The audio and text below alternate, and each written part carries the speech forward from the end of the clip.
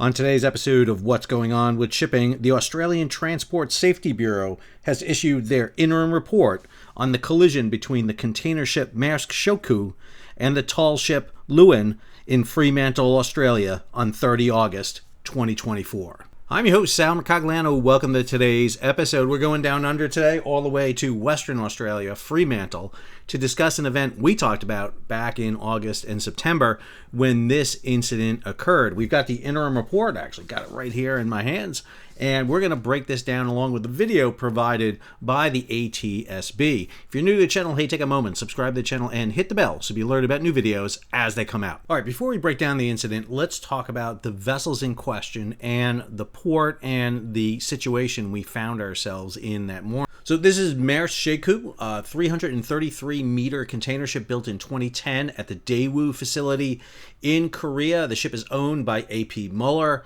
managed by V-Ships. For power, this vessel had an MAN diesel engine capable of developing 57,000 kilowatts of power at 104 revolutions per minute. It had a service speed of 24 knots, but it will be nowhere near that level of power. The ship was also fitted with an electrically driven controllable pitch propeller bow thruster, producing 3,000 kilowatts of power that will be used during this. The ship's crew consisted of 26 personnel, a mixture of Ukrainian, Lithuanian, Burmese, and Romanian nationals. Besides the ship's master, there were 4 mates on board, including an additional third mate. So you had the chief mate, you had a second mate, and then 2 third mates on board. The reason they had 4 mates on board, the additional third mate, was to maintain and assisting the rest hour requirements under the standards for training, certification, and watchkeeping for seafarers code, that is STCW. So several of the principles here. The master had 35 years of experience. He held a Ukrainian Master Mariner's certificate, had sailed for 22 years, had been in command of Maersk Shekou for the last 12 years on a 3-month on, 3-month off. Ukrainians are very common in shipping. It's like the 5th or 6th largest nationality you have out there. It's Filipinos, it's Chinese, it's Indians, Indonesians, Russians, and Ukrainians.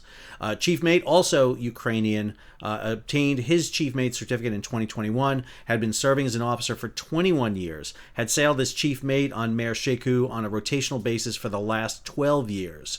The helmsman was Burmese, had been an able-bodied seafarer since 2022, had been with the operator for the last 10 years, had joined Maersk Shekou 3 months before this incident, and had previously visited the port of Fremantle. The vessel involved in the collision that was sitting there at the dock was the sail training ship Leeuwin II, Australia's largest sail training ship. The ship is configured as a 3-masted 1815 style barkentine because it has lateen sails on its main and mizzenmast sail, while it has square sails on its foremast. The ship is owned and operated by the Leeuwin Ocean Adventure Foundation. It's a charity. Ship was launched in 1986, length of about 55 meters, and was moored at B-Shed on Victoria Quay in Fremantle. The hull was welded steel with a teak deck and 16 canvas sails. It was equipped to handle a full complement of 15 crew and 40 trainees, does a lot of youth sailing. On board the day of the collision were 2 personnel who were injured during the collision. Port of Fremantle has a couple of key things here to note. First, they have a Vessel Traffic Services, a VTS, that provides continuous monitoring of vessel movements within the VTS areas of Fremantle and Cockburn Sound.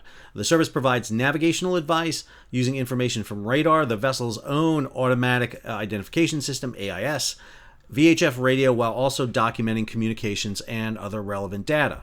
Now, to ensure safe and efficient operations, they issue what are called mandatory directives by way of Harbor Master Instructions, or HMIs. In this case, HMI 03-2023, referred to as Revised Operational Parameters for Large Container Vessels, LCVs, for their safe berthing and unberthing. So the instruction addressed towage, weather, daylight maneuvering, pilotage, and other considerations. As Maersk Shekou had a length overall greater than 310 meters and a beam exceeding 43 meters, it fell within this parameter. Pilotage was compulsory. In other words, they had to have pilots on board. As the vessel was over 310 meters in length, it required a 2-pilot operation. Now, between 2020 and 2023, Fremantle Ports worked with Fremantle pilots and Schweitzer, the tug operator. This was a subsidiary of Maersk. Fremantle pilots provided 2 pilots for the full pilotage of the ships between 310 and 347 meters. These are vessels at the extreme for the port of Fremantle. This way they can be turned around in the inner harbor, and it was for only daylight use. Then you have the Fremantle pilots. Pilots are experts in ship maneuvering and ship handling in specific areas. They are restricted into a certain area, in this case, the port of Fremantle.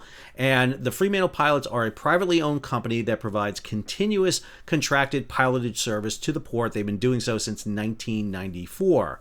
The Fremantle pilots was reported to pilot about 3,500 vessel movements annually. Prior to this incident, Fremantle pilots had been involved in approximately 400 large container vessel movements at the port of Fremantle since February 2022, when turning on arrival was mandated. Their roster allocated a team of 5 pilots working on a 4-day off, 4-day on rotational basis. While rostered on, 4 pilots worked a fixed 12-hour shift each day in overlap duties such that there were at least 2 pilots available at any given time.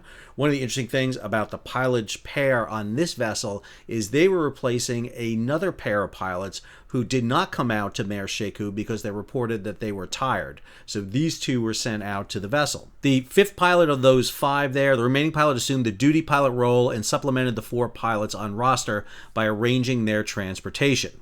So basically you got 2 teams of 2 and then a 5th pilot who is coordinating. Now, both pilots assigned to Maersk Shekou on 30 August 2024 held an unrestricted license as a port pilot issued by Fremantle Ports and a Master Mariner Certificate of Competency issued by the Australian Maritime Safety Authority. Primary pilot had 36 years of pilotage experience overseas and in various Australian ports and had worked for Fremantle pilots since 1997. Secondary pilot had been a pilot for 25 years, of which 20 had been with Fremantle pilots. So these were not a question of a senior and junior pilot. These were 2 very experienced pilots on board. Now, in the requirement for towage under the large container vessel requirement, the latest revision mandated a towing arrangement that would comprise 1 escort tug and 3 other tugs.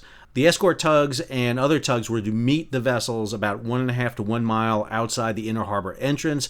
The escort tug was required to be made fast to the inbound vessel by 1 nautical miles from the inner harbor entrance, and the other 3 were to be made fast by the inner harbor entrance buoys. The towage service was provided by the A-class tugs of Schweitzer. These are azimuth stern drive tugs. These are by far the largest groups of tugs within the Schweitzer fleet. This type of tug is equipped with 2 azimuth thrusters in nozzles at the stern. Some are also fitted with bow thrusters. The thrusters can be turned around 360 degrees, enabling the propeller thrust to be in any direction. ASD tugs mainly tow over the bow with the towing winch and towing staple forward. And as Maersk Shekou was coming in, as you'll see, she had 4 of those tugs, 2 on the shoulders and 2 on the quarters. So the biggest issue that morning had to be the weather. So under HMI 03-2023, this is the Harbor Master instructions for inbound large container vessels for ships turning on arrival, such as Maersk Shekou. The relevant parameters were a maximum wind of 20 knots. That's going to be exceeded.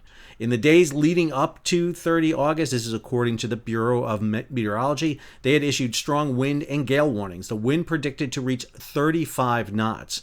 Accordingly, the port of Fremantle was evacuated and vessel movements were stopped during that time. The Bureau of Meteorology forecast issued during the late hours of 29 August predicted a vigorous west to southwesterly flow would ease that night with 15 to 20 knot winds from the southwesterly direction forecast for Friday, 30 August. The BOM forecast issued for 0400 on 30 August maintained an unchanged wind prediction. Partly cloudy skies, chance of showers, seas of 1.5 meters, west or southwesterly swell 2.5 to 4 meters.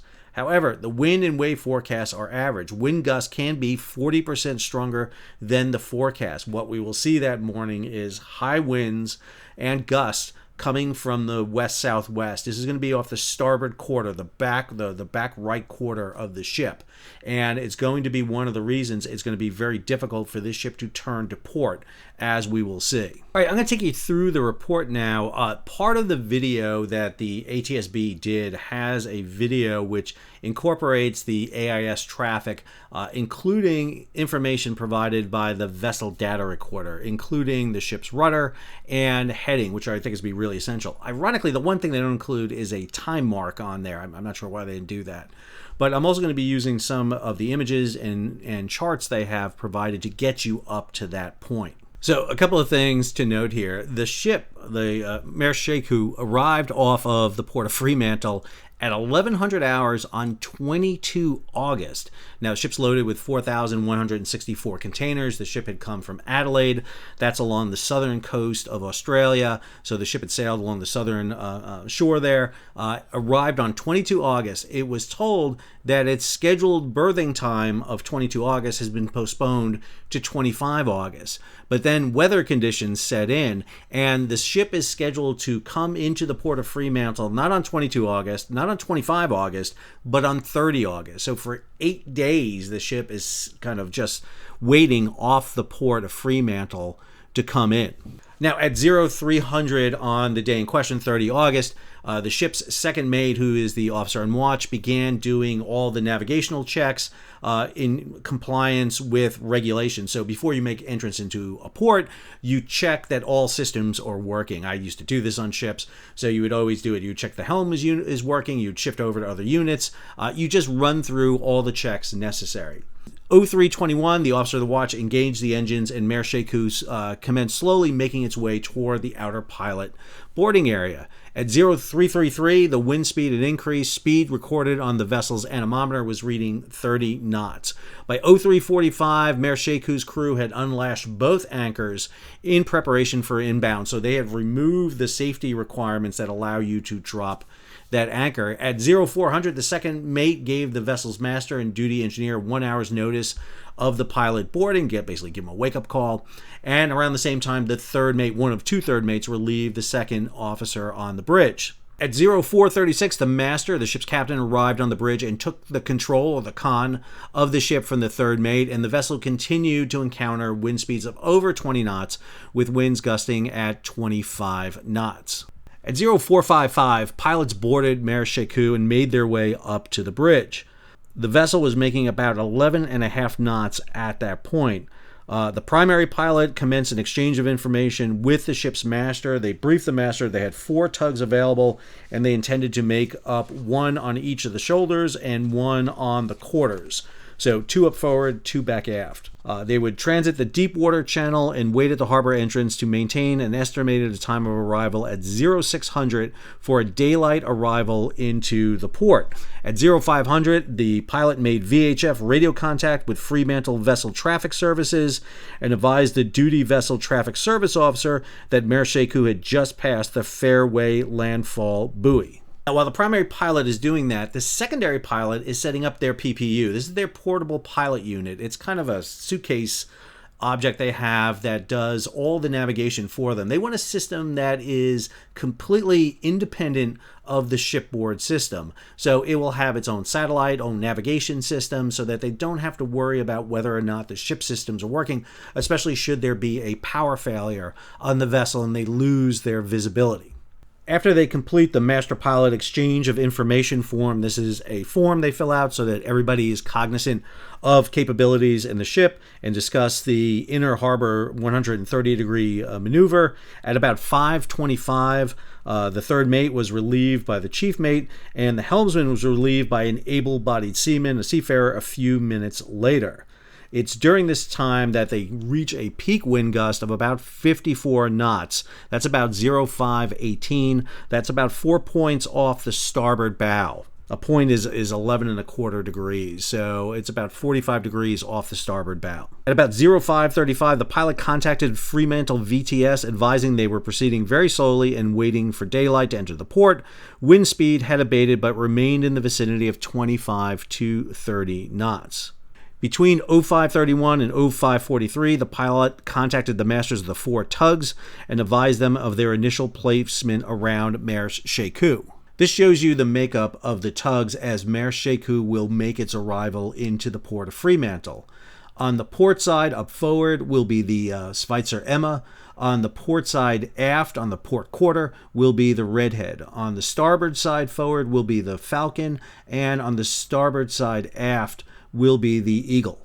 So at about 0600, the ship made its course change from a southerly heading to a more easterly heading. At 0604, on completing the turn, wind speed had decreased to below 20 knots. Maersk Shekou was proceeding at 9.4 knots. Slow ahead was ordered on the main engine. At 067, the pilot instructed the helmsman to steady the vessel on a heading of 084. At 0610 hours, the pilot ordered 085, which was immediately acknowledged and actioned by the helmsman. All right, I have to take a moment here and talk about the helmsman's actions here, because this is noted in the ATSB report and on the video. The helmsman of the ship does not take any independent action without being directed by the master, the mate on watch, the officer who has the con, or the pilot. So throughout this entire evolution, the helmsman is going to be given helm orders, specifically course orders. So at 0610, this helmsman is told to steer 085. All that helmsman is going to focus on from then on is ensuring that that ship is heading on a course of 085. He is going to spin that rudder whichever way it takes him to get to 085. There are two ways to direct a helmsman. You either give a helmsman a course to follow, hey, helmsman, steer 085, or you give the helmsman rudder orders. Helmsman, come left 15 degrees. Rudder, give me full left rudder. Give me right 15 degrees. Shift your rudder, which means shift from whatever you happen to have it on, right 15 to left 15. You either give rudder orders or you give a course order. In this case, the pilot and the ship's master are going to be giving course orders. They are telling this helmsman throughout this entire evolution to steer 085. That will make sense as you will notice what that helmsman is doing with the rudder. That helmsman is trying to steer 085 throughout this entire evolution. He is not told anything different. And so this is where one of the major miscommunications is going to take place in this accident. So this is the recording that the ATSB provided here that incorporates the AIS information along with the information from the vessel data recorder. Again, one of the big pieces missing from this is time. What time is this at? It doesn't have a time thing on it. So to provide that time, I'm going to throw up this chart up here, which shows you where the vessel is at specific moments. I apologize for making this more cluttered, but I just wish they had included time in here. I could use marine traffic, but this has the information that I want to use here specifically. So let me explain what you're seeing here down below me. So this shows you the course heading. This shows you the rudder. Very important to watch during this. This is where the helmsman has the rudder situated. Amidships is straight up. What you see right here right now is this rudder is at 30 degrees left rudder right now, with the max being roughly around 35 is about the farthest you can bring this rudder over. This is the rate of turn. This tells you how many degrees per minute the vessel is turning. So when you have the rudder turn to the left, you expect the rate of turn to be to the left, and you see that here. You have almost 30 degrees left rudder applied, and you're getting about 20 degrees rate of turn. Finally here, you get 4 measurements that are giving here. SOG, speed over ground, that is how fast your vessel is actually traveling. In this case, it's 6.9 knots over ground. At the bottom there, STW, speed through the water, 5.7. The reason you're going a little bit slower through the water is you have current coming with you, so you'll get that. Then you'll see these other headings here. COG is course over ground, so what course you're making over the ground, and then what's your heading. In other words, which way is your bow directly heading. Now we'll see these throughout this discussion. So the ship was told to wait until about 0600 off the entrance buoys. You'll notice here a small blue dot. This is one of the tugs. The other tugs are all coming into position. This baseline course through the buoys is 0825 degrees. The maintained depth is 14.7 meters. Maersk Shekou is above that. This is the 2 marker buoys that begin your entrance into the channel. And you'll see right here up above on the chart we have up here that they begin to entrance there. They clear those 2 entrance buoys at 0609. Now, the report notes at this time that while the vessel was doing this, the secondary pilot made a phone call to the duty pilot at this moment. And I can't help but ask this question. Who is watching the helmsman? Who is directly communicating with the helmsman at this point? If the secondary pilot isn't watching the helmsman, if the chief mate up on the bridge isn't watching the helmsman, if the master, if the pilot are not looking at the fact that this helmsman has nearly the rudder swung as far left as you can go and is barely maintaining his heading, this is a problem. They're heading right now in at about 8 knots. And at this point, the pilot ordered the tug Redhead, already pulling back at quarter power, to increase speed to half power. Now, you'll notice here that the ships are in line with a series of what are known as range markers. These range markers are 2 lights that are stacked on top of each other, and what you want to do is get them right in line with each other. If they're off kilter one way or the other, that tells you are off track. And so you have a visual lineup on that shows up on your radar, it shows up in your navigation, and right up here is where Leeuwin is. It is right here at this point, and what this ship needs to do is come in, make this turn into the inner harbor, and head up to its berth, which is located way up there. So at around 0612, the vessel developed a slight starboard rate of turn. The helmsman put the helm over to port 25 and then port 30. The vessel is encountering a persistent wind speed of 40 knots on the starboard quarter, so that wind is coming from basically the lower left side here up toward the upper right. So it's pushing up against that starboard quarter, the backside of the vessel, and turning the bow downward here to the right. Despite the port 30 helm, the vessel continued to swing slowly to starboard, and you can see right here, it is showing a 1 degree rate of turn. At 0613, the vessel's speed had slowed to about 8 knots. At 6:13, the pilot ordered the helmsman to steer 083. The helmsman did not hear the order completely. The pilot immediately repeated the 083 order and correctly acknowledging by the helmsman without delay at 0613. At 0614, the pilot instructed the Schweitzer Eagle to stop pulling back. The vessel was heading at almost 087. You can see that on the heading there, making good 7.5 knots with about a 1 degree minute rate of turn to starboard. So even with the helm hard over to port, the ship is still turning to starboard. Now, this is in the report. As the primary pilot was conning the vessel from the front of the wheelhouse, the secondary pilot was stationed at the rear and continuing to be engaged in a phone. At 6:14:24, the pilot instructed Emma on the port shoulder to pull back with half power. The helmsman then reported aloud that the wheel was on hard port, but the vessel was swinging to starboard. The master immediately reiterated this to the pilot and suggested increasing speed to full ahead. The pilot agreed, and at 0614 and 34 seconds, the master ordered full ahead on the main engines. Now, you're going to sit there and go, well, wait a minute, why are you ordering full ahead when you're heading right toward the dock?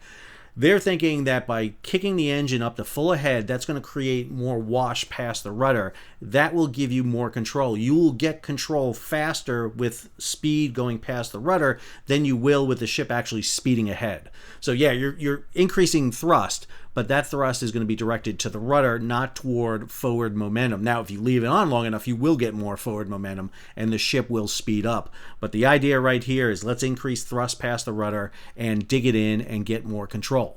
At 06:14:40, the pilot ordered Schweitzer Eagle to come out square and stand by to lift off. You'll see this tug on the starboard quarter here is no longer just right behind, but it's at an angle. That means it's kind of pulling out. It is actually trying to get 90 degrees to the ship and actually drag the stern southward. In other words, kick it around so that they can get the stern. With the helmsman continuing to maintain the helm nearly at hard port, the Maersk Shekou bow starts to come around. The engine RPM was steadily increasing to full ahead, and by 06:15 had increased to 68 RPM. At 06:15, 16 seconds, the vessel was making good 7.1 knots and continued to swing to port, achieving a maximum rate of turn of 9 degrees per minute. The ship is actually starting its swing. It's making its swing toward the left. However, as the heading came around to 086, you can see the heading here, 85.5 degrees, the helmsman brought the helm to midships, then started to turn the ship to starboard. Hold on. Why is he turning the ship the opposite way? He was getting his left turn. The ship was starting to swing to left. The rudder was port. Now all of a sudden he swings to starboard. Why is it? Because the helmsman order was to steer 085. He is coming up on 085, and what you do to hold a course is you swing the rudder the opposite direction. You counter rudder. No one is telling this helmsman, put your rudder hard left and hold it hard left. They all think that the helmsman knows what's going on. The helmsman is not supposed to know what's going on. You tell the helmsman what to do. In this case, the last order given to the helmsman was steer 085. And once he comes up on 085, he's going to keep steering 085. Look at what's happening here. Let this play here for a second, and you can see where that rudder is swinging. He's actually swinging it all the way over to 30, almost a full right rudder there, almost full starboard rudder there. And now all of a sudden it's swinging back because now the pilots and the captain are realizing what's happening. With neither the pilot nor the ship's bridge team observing the actions of the helmsman, the primary pilot informed the secondary pilot they were in trouble, resulting in the latter then concluding their phone call at 06:15 and 33 seconds. At the time, the rate of turn was almost nil. However, the rudder position was still at starboard 31. That would have been right here. And returning to midships following the helmsman's actions. Both pilots then coordinated their efforts in directing the tugs to assist with the vessel's port turn. The pilot instructed Schweitzer Emmer on the port shoulder to come out square and lift off as much as you can. Maersk Shekou's engines achieved its full ahead potential of 76 RPMs. The ship was proceeding at 7.2 knots on a steady 83.5 degree heading into the path of Leeuwin II, which was less than a ship's length away, and moored port side alongside B berth at Victoria Quay. The helmsman, in an effort to maintain a course of 083, turned briefly to port 20 for about 60 seconds. At that time, rain started to fall heavily around the ship. At 6:15, on the secondary pilot's order, the master put the bow thrusters full power to port. In other words, it's going to be pushing the bow to port, so heading on a northward trajectory here. And at 06:16 and 5 seconds, Spitzer Falcon tug pushed with full power on the starboard shoulder following the pilot's instructions.